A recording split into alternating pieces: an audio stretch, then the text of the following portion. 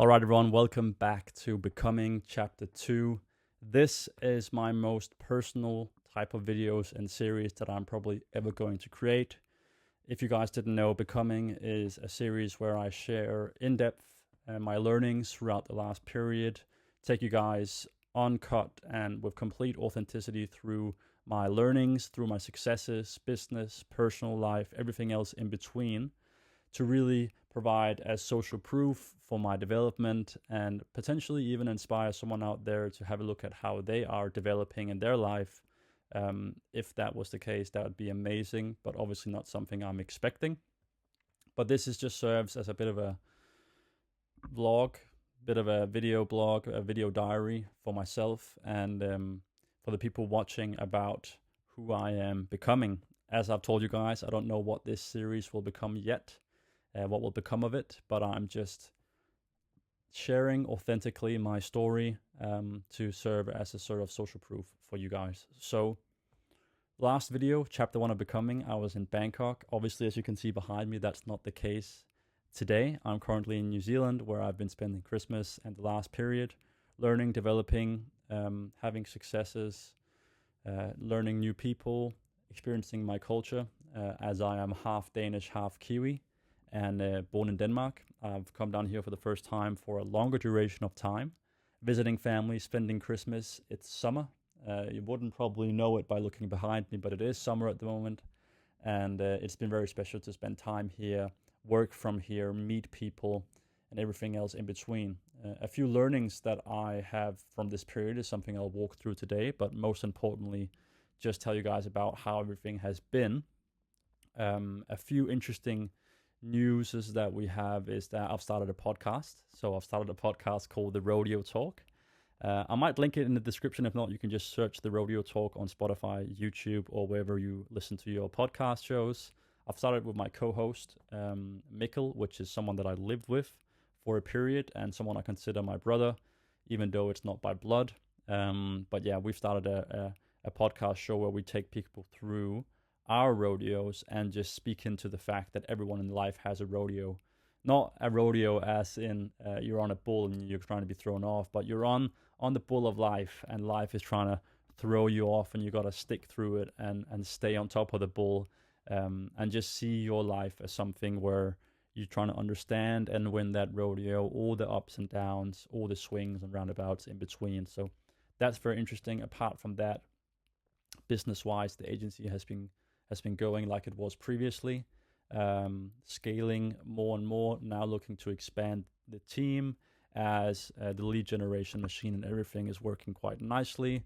Servicing clients has improved massively with the systems we're using, with how we're servicing them, how we're onboarding them, as that was previously a bit of a challenge for me because I was very good at getting clients and selling clients, but I didn't have the systems backed up to actually service that many clients. And that's when we figured out, okay, we might have to scale back a little bit before we actually continue scaling to make sure that we aren't bottlenecked in any service delivery aspect with the social media marketing agency, this short form content agency, which now really has become a full stack agency. We service our clients and the organizations we work with on a very wide aspect of different services just to support the digital presence and to grow them through the digital presence, provide them leads and make sure they stand out for what the value that they're providing to the world and becoming the digital growth house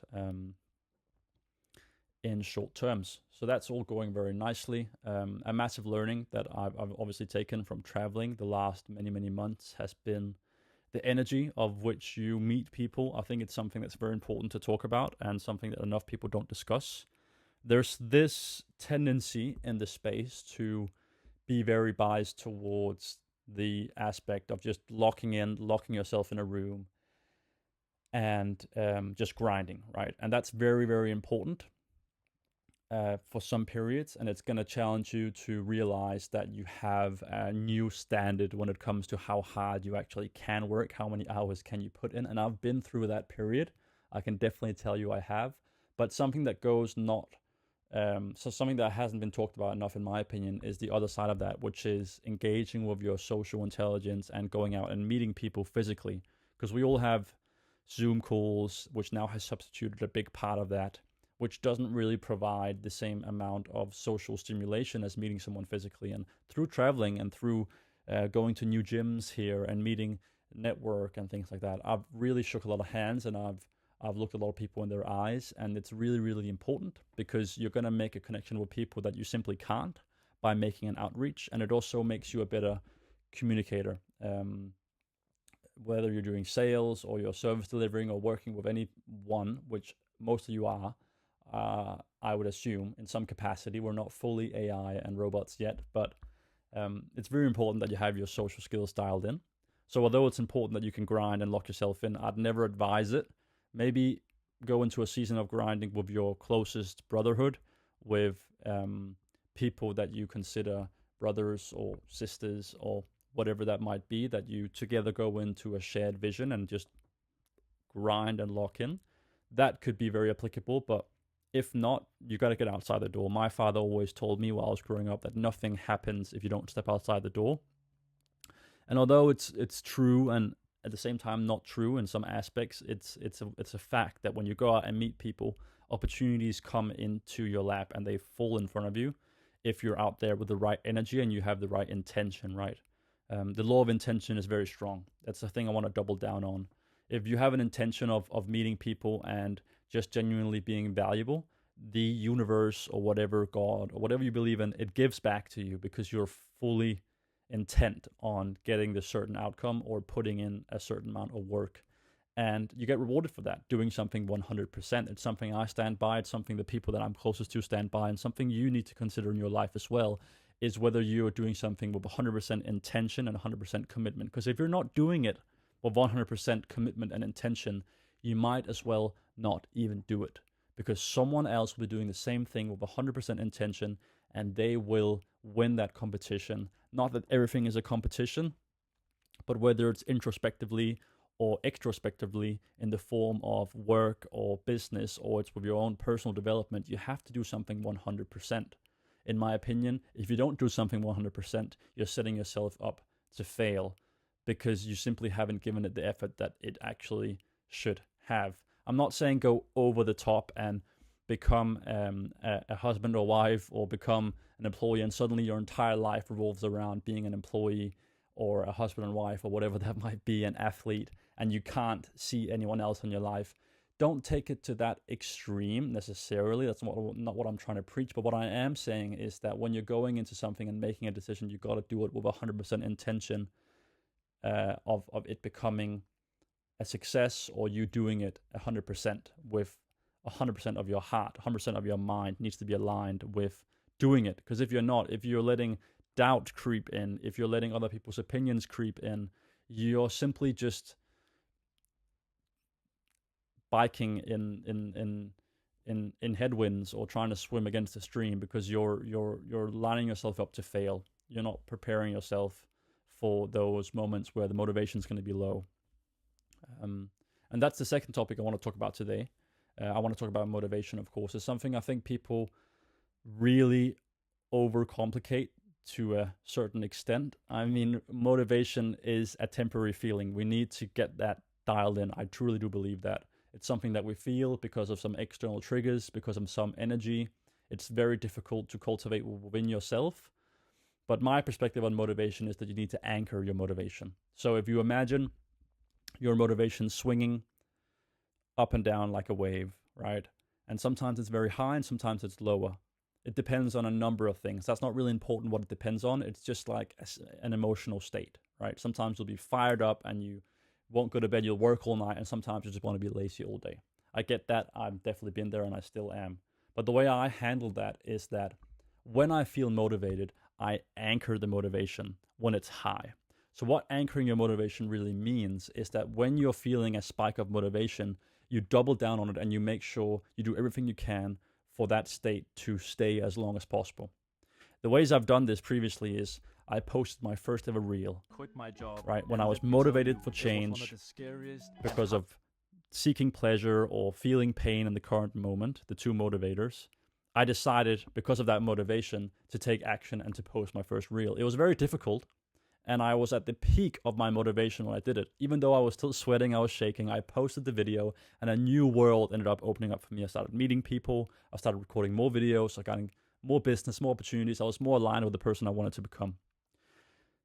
The fact here, and the point I'm trying to make, is that I anchored it by making a video, a social contract to the world saying, I'm quitting my job, I'm going to go for this, I'm going to try and build an agency, I'm going to learn, I'm going to fail, but I'm going to learn through the process, I'm going to have successes, ups and downs, I'm doing it, I have a mission of servicing people, etc., etc. That was me anchoring my motivation. There's different ways you can anchor your motivation. One way you can anchor your motivation is through social contracts, telling the world, telling your social networks what you're going to do, your aunt, your family, your husband, your wife, your employer, whatever. The second version you can make sure you anchor that motivation is by discipline, right? Set yourself some parameters, some systems that you simply can't disobey.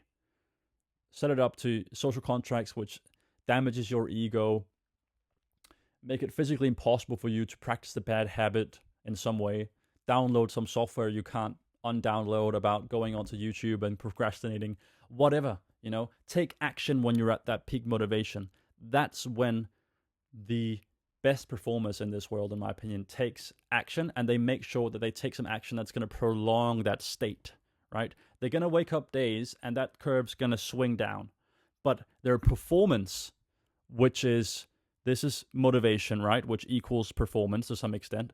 The performance is going to stay up high because the social contracts and the things you have told other people and the discipline you've set in place and the systems or the software or whatever is now going to make sure that this performance stays high. Even though the motivation will fade and come back, we have anchored ourselves to that top point. You need to look at it this way to really make sure that you're performing all days of the year, every hour of the day, right?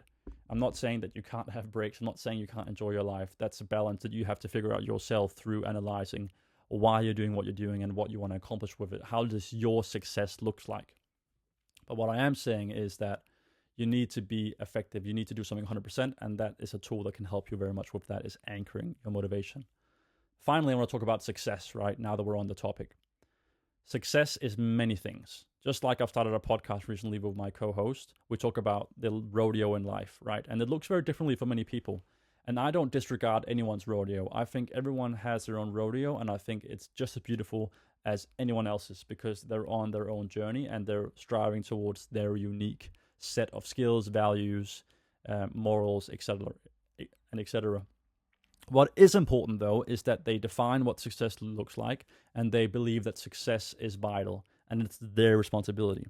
So I believe that my success is my responsibility. I believe it's very important. I believe success gives you meaning in life, and if you're not feeling any sort of success, be it through learnings or accolades or wins or losses, if you're not feeling that progression, you're not going to feel any meaning in life, right? So you need to define that and spark that fire, because success is important, whatever it looks like.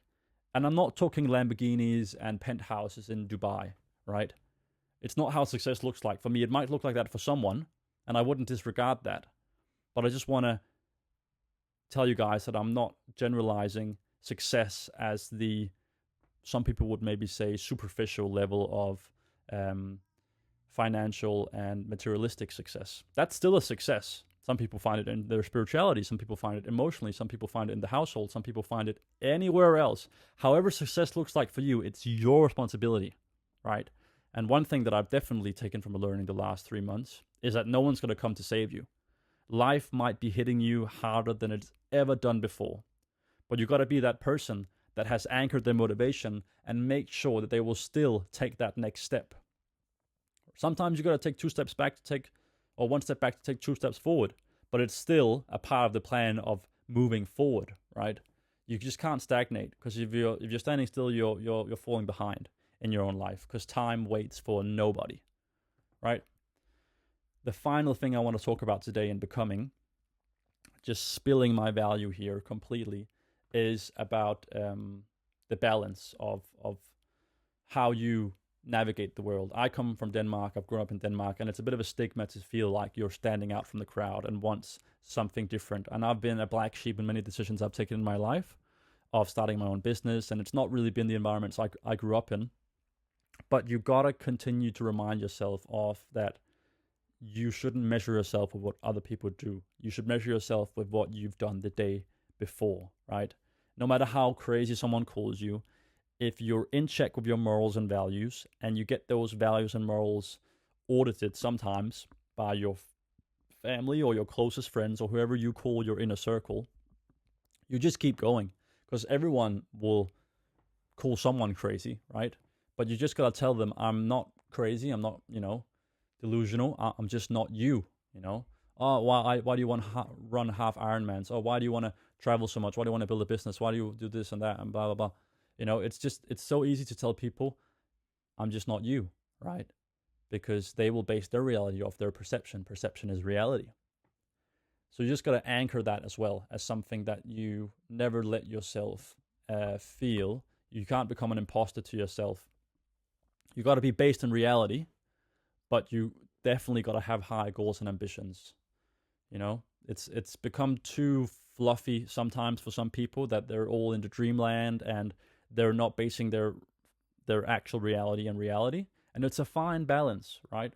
But you got to be a bit crazy up here to strive for things that people don't strive for. People will call you crazy. As long as you're based in reality in the foundational level of things, that's completely fine. If you suddenly start flying on cloud 9 and all these other clouds, and you're not based on reality, and you're taking action on the day-to-day based on something that simply doesn't exist yet, that's an issue.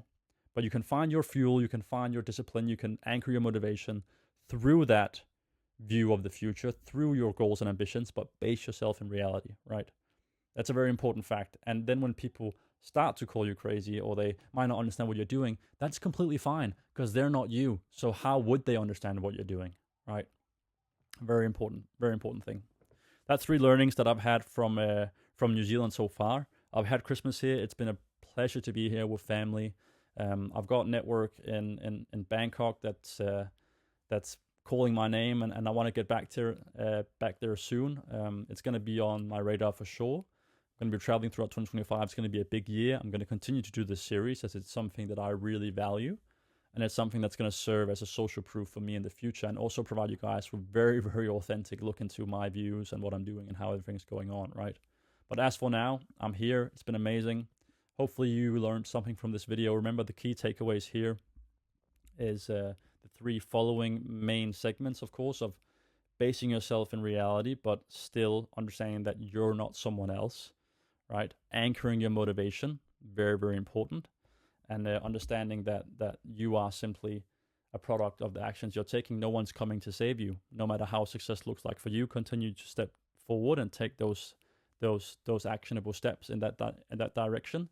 And meet people. Go out and have decent energy, have communication with people physically. You can't lock yourself in a room. You need to stimulate yourself socially to some extent, because it will provide you opportunity if you're out there with 100% intention, right? Anchoring your motivation, 100% intention when you do something, 100% is always really important.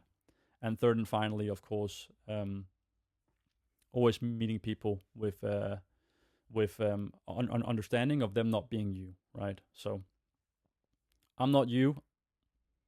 I'm not different. I'm just not you, right? And anchoring your motivation, and of course, doing something with 100% intention, right, guys? So hopefully you got those 3 key takeaways. I'll continue to update you guys on my life here, how everything is going. As of now, New Zealand is incredible. It's getting dark now, but I wanted to get this video done for you guys and say a big fat praise to Becoming. It continuing to be a very strong thing, and I'm just going to build this on the sideline next to my business activities, podcast, etc., as a personal series that will become whatever it is meant to become. So hope you guys enjoyed. Stick around for the next video. Hopefully in a month or 2 months time, I'm going to do these regularly in that period, so I have something to talk about. But yeah, check the link below for my new podcast as well, my co-host, and stay tuned for the next episode of Becoming. Let me guys know if you have anything on your heart that you want to talk about, or some thoughts you had based on what I went through today, reflecting on your own lives, because you got to analyze. Perfect, guys. I'll see you guys next video. Take care, and yeah, see ya.